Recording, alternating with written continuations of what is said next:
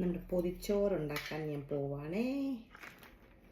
ചോറ് നല്ല ചൂട് വാക്കുന്ന ചോറ്,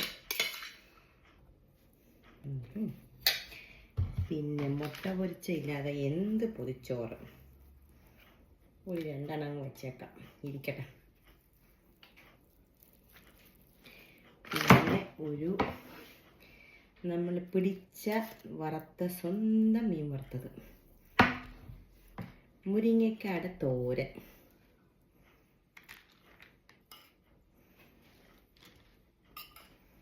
കാര്യമായിട്ട് വെച്ചേക്കാം. മുരിങ്ങക്കാട് തോരൻ, നമ്മുടെ സ്വന്തം അവിയൽ കറി, അവിയൽ ഇച്ചിരി കൂടി അങ്ങോട്ട് വെച്ചേക്കാം. കാര്യമായിട്ട് വെച്ചേക്കാം അവിയൽ.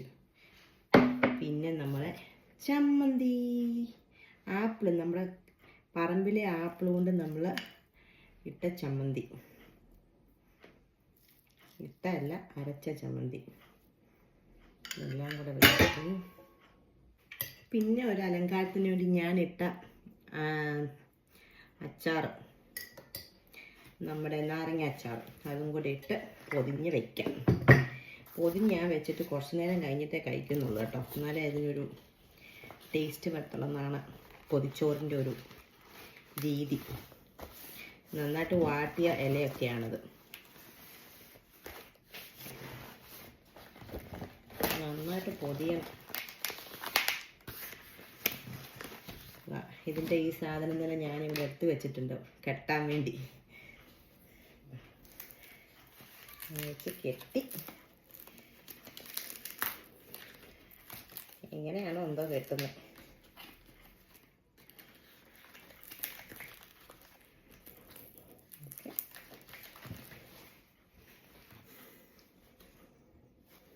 പൊതിച്ചോറ് 5 മിനിറ്റ് കഴിഞ്ഞിട്ട് കഴിക്കാം.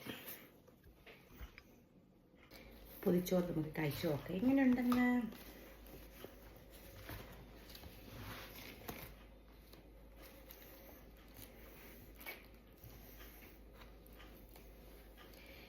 ഇച്ചിരി ചമ്മന്തി, ഇച്ചിരി അവിയൽ, ഇച്ചിരി തോരൻ, മുട്ട, മീൻ വറുത്തത്, സ്വന്തം മീൻ വറുത്തത്, അതും കൂടെ വെച്ചിട്ട് ഒരുമിച്ച് വെക്കുക. എന്നിട്ട്